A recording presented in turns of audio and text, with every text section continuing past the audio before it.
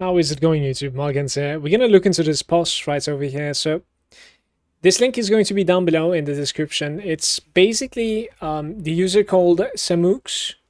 My feedback after nearly 3 weeks of daily play is the post's title, and it's on the Last Epoch subreddit. And the link is in the description down below if you'd like to read it. It's a pretty decent post. It's pretty well done, well written. But the reason that I'm making this video is because of Moxjet's reply over here. It's just incredible. It's a blessing, honestly, and it's about blessings. So this reply right over here, this is something that I was talking about in my stream, and I'll cover that after reading this. Blessings, we agree that the current system could be improved. I think I've said it elsewhere, so I'll say it here.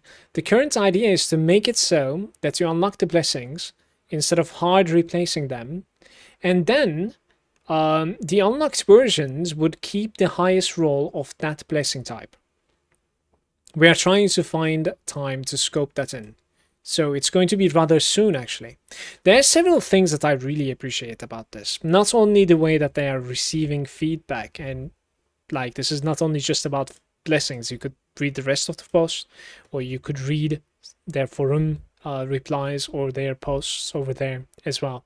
It's very interesting the way that like they receive feedback, and honestly I think they're the way that they communicate as well. That's another thing that I really appreciate. Secondary is that like it's not necessarily just like, I don't know, corporative talk. It's not like that. It's like as if I am talking to somebody, they're replying back. It's like human. Does that make sense?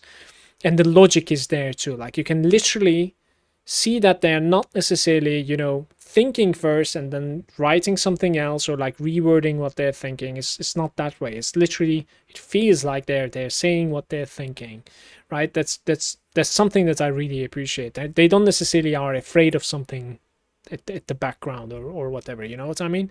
So another thing that I really appreciate is the fact that like, you know, it is not necessarily giving us promises. This is going to be fixed cycle 3, this is going to be fixed cycle 2, this is going to be fixed cycle 4. It's all the way at the back of the log, etc. Like that's not the way that they talk about it either. It's basically just like, you know, it's going to be fixed as soon as possible, kind of a behavior when we can, you know, when you hear this, you know, you don't necessarily have anything else to say. Definitely not. So I really appreciate this, honestly. You have no idea. I've been criticizing a little bit in the past week or two when it comes to like how some fixes lately has been perhaps short-sighted because of like how some side effects that they can have, and I do believe there could have been better fixes, namely you know, the key nerf could have been paired up with like the stash buff at the same time, while also doing it so that like the echo islands wouldn't really give you arena keys anymore, so that it doesn't necessarily lose its value as a echo reward. It still is not in the game. I would like them to implement such a thing, because I think echo rewards are terrible now after the key price nerf, for instance. But so I did criticize a couple of times about like other stuff as well in the past couple of weeks, but that doesn't necessarily mean that like not only I enjoy the game a lot, I've been playing about like 10 hours every day, and it's insane. And on top of that, I really enjoy making the content, and on top of it all, like this is just really, it's a blessing, definitely. So what I came up with like a couple of weeks ago when I was talking on the stream about the blessings is that and before you depart, by the way, like I honestly click the link and check these out. They're good stuff. So about the blessings, what I said on my stream is I think it should be a codex basically for your accounts. In here, it is not really covered by Moxjet if it's going to be your accounts or if it's going to be your character, and we're gonna talk about that too. I will do it for accounts. So it's going to be an account-wide codex. What you do is pretty simple, right? So you go to the first timelines boss. It's going to offer you, I don't know, it's going to offer you experience, unique find, and something else. And then you select experience percentage. Now, whatever percentage that you have selected is unlocking in your codex, and now it's available to all of your characters. We're gonna come back to that. Not to level 1s, of course. But you can run the timeline again and kill the boss again. You could find a better experience percentage, and if you unlock that, now your codex is going to be upgrading to that. And we're kind of receiving that, as far as I understood from this. So that was my idea as well.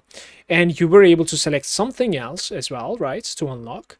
Let's say unique find from the first timeline. And if it's, 20%, now you unlocked 20% unique find on your codex as well. And on the go in a town or maybe in a safe spot, you're able to select whichever blessing you would like to run.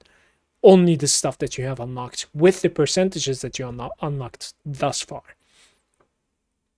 There are a couple of stuff here that I can definitely see you guys or hear you guys saying already. Stuff like, well, it cannot be account-wide, Mala. Come on, think about it, right? Like, what are you gonna do then? Like, it's removing so much chase. I actually would like you to consider that one more time. Personally speaking, if it is not account-wide, right, for like a Falconer, like with my Falconer, I really, really tried hard, guys. This is an incredibly optimized character. Right now in hardcore, it is capable of doing, and I am doing it, 400 corruption. 400 corruption is in hardcore while consistently surviving and not necessarily having like a ping pong HP is difficult, and it takes a while to get there. So I would put in the work. So talking about that, basically, I still have 18% old resistance on the Falconer from the Dragon timeline, or I have like 20 HP missing on the Black Sun timeline. If this was account-wide, okay, just imagine me on stream, finding the 18% old resistance. Well, the best roll is 20, and I'm going to be unlocking it for all of my characters, once and for all. I would run it again. I would run it again, and again, until I get that 20%. So it actually is giving me more content, and probably to many others as well. I would respect if it's gonna give you less content, honestly.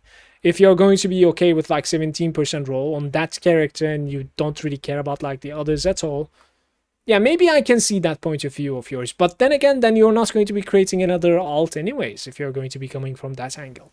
The same thing can be said for like health, unique find, armor. I'm incredibly, sorry for that sound, I'm incredibly obsessed with armor in this game. Really want to like push my armor to the maximum, because like since I'm playing hardcore, and I'm actually considering making a video about armor as well in this game. So that's all considered, like I would try to get the absolute best roll for my accounts in every single one of these values if they are account bound, because I won't need to do it ever again. It's such a good feeling that like it would give me the motivation to farm it as hard as it would be to find. Doesn't matter. So it would be more of a chase for me, definitely. And just because of that, I would farm it more. The second question that I could hear is that like, well, your alt is going to be level 1 and codex is account wide. Like, isn't your alt going to be crazy powerful with all these blessings? I don't think they should be unlocking that way at all. What they should be is that, think about like a codex with pages, right? So first page is the first timeline, is showing you like what are the blessings that you have unlocked from that first timeline. That page is not visible until you do the timeline with that character. It's fixed that way, right? So you go to the first timeline with your new alt, you complete the timeline, you kill the boss, and now that page is visible, and whatever you have unlocked there is also selectable. So you're going to need to still complete the timelines to be able to access the blessings that you have, completed so far. That's going to be it from this video, actually. So thank you for watching. I'm going to add a couple more information. So I have managed to get to like 400 corruption with my Falconer. I tried tier 4 jewelry a little bit, but it is pretty shaky. The DPS is very much there, but I don't pilot good enough to survive, I'm afraid. So I'm not doing it just yet. I'm practicing a little bit with this guy, like the dead Falconer. A little bit. It's about the same, but like obviously a weaker character, much weaker character. There are some like upgrades ever since I made the full guide for my Falconer, and I've updated the links on my Falconer video guide on my stream as well. So you can see like the new items and stuff. And I have also created a new character today on stream. It's going to be a warlock, actually. It's a damage over time warlock. I have no idea about warlocks. I I had no idea, I should say. Completely went in blind. Um, it is insane, like the stuff that it's offering and how much like how many things are trying to like work at the same time. There's quite a bit of like damage over time and curse synergy going on right now. It's a little bit confusing even, and ward synergy. So because of these reasons, I'm trying to like figure out what is more important for me to figure out first, etc. when it comes to gearing and stuff. But I've ended up making a loot filter for this guy. If you would like to have some sort of like a beginner leveling acolyte into warlock, especially damage over time loot filter, it's also going to be available in my loot filters in lastepochtools.com. You just go to Last Epoch Tools, you click the loot filters, and then you type Malagant in the search box. And you're going to be seeing my loot filters there. You can reach that one too. So it's a new loot filter for warlock.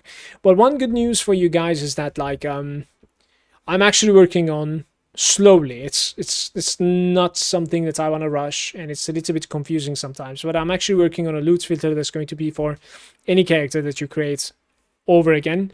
It might not necessarily be the best loot filter when it comes to like a cycle starts, because when the cycle starts, you want more shatters, and you're in more of a desperate situation, right? So like you want to look at more of our items, definitely.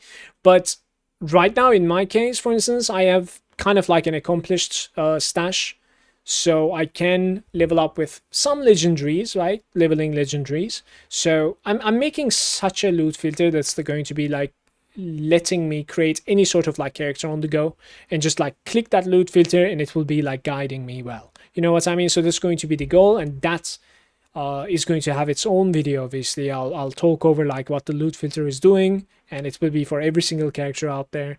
That is kind of my goal. And if you would like to add something like a suggestion, feel free to drop it in the comment section down below. It would be my pleasure to read it and reply to you. Thanks once again, YouTube, for watching, and I'm going to see you tomorrow. Peace out.